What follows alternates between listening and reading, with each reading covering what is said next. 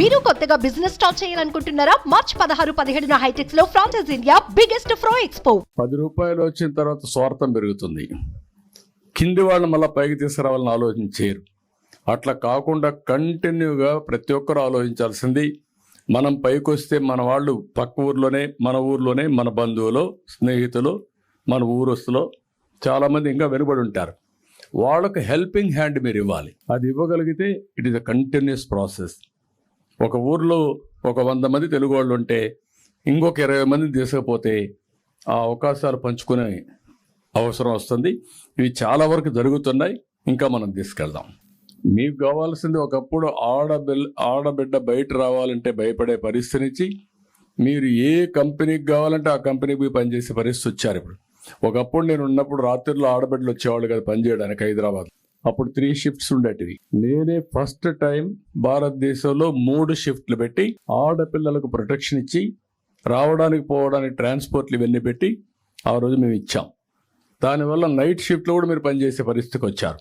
ఇప్పుడు ఏ కంపెనీకి పోయినా మగవాళ్ళ కంటే ఆడవాళ్ళే ఎక్కువ పనిచేసే పరిస్థితికి వచ్చారు. ఇది ఒక ట్రాన్స్ఫర్మేషన్. ఇది గవర్నమెంట్ వచ్చినాక ఇప్పుడు ఎన్రోల్ చేస్తున్నాం. వస్తానే యాక్ట్ చేయడానికి ఇప్పటికే ఒక 12,000 మంది మొన్న మహిళా దినోత్సవ సందర్భంగా భువనేశ్వరి గారు ఇనాగరేట్ చేశారు. 12,000 మంది జాయిన్ అయ్యారు. ఇంకా దీన్ని ముందు తీసుకెళ్తాం.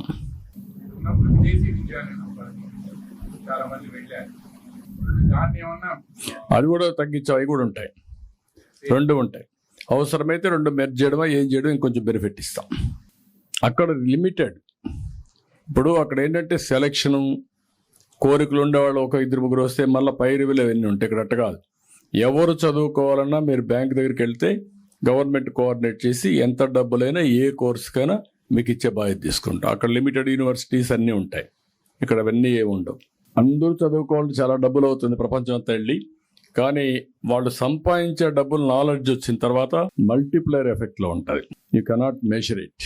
ఒక వ్యక్తి 10 ఏళ్లలో $1 బిలియన్ కంపెనీలు పెట్టేస్తున్నారంటే that is the power of knowledge. అక్కడ లిమిటెడ్. ఇప్పుడు అక్కడ ఏంటంటే సెలక్షను, కోరికలు ఉండేవాళ్ళు ఒక 2-3 వస్తే మళ్ళీ పై రివ్యూలు అవన్నీ ఉంటాయి. ఇక్కడ అట్ట కాదు. ఎవరు చదువుకోవాలన్నా మీరు బ్యాంక్ దగ్గరికి వెళ్తే గవర్నమెంట్ కోఆర్డినేట్ చేసి ఎంత డబ్బులైనా ఏ కోర్సుకైనా మీకు ఇచ్చే బాధ్యత తీసుకుంటాం. అక్కడ లిమిటెడ్ యూనివర్సిటీస్ అన్నీ ఉంటాయి. ఇక్కడ అవన్నీ ఏమి ఉండవు. అందరూ చదువుకోవాలంటే చాలా డబ్బులు అవుతుంది ప్రపంచం అంతా వెళ్ళి. కానీ వాళ్ళు సంపాదించే డబ్బులు నాలెడ్జ్ వచ్చిన తర్వాత that is the power of education. Okay, then ఇది వదిలిపెట్టి ఇంక మాట్లాడతాను నేను.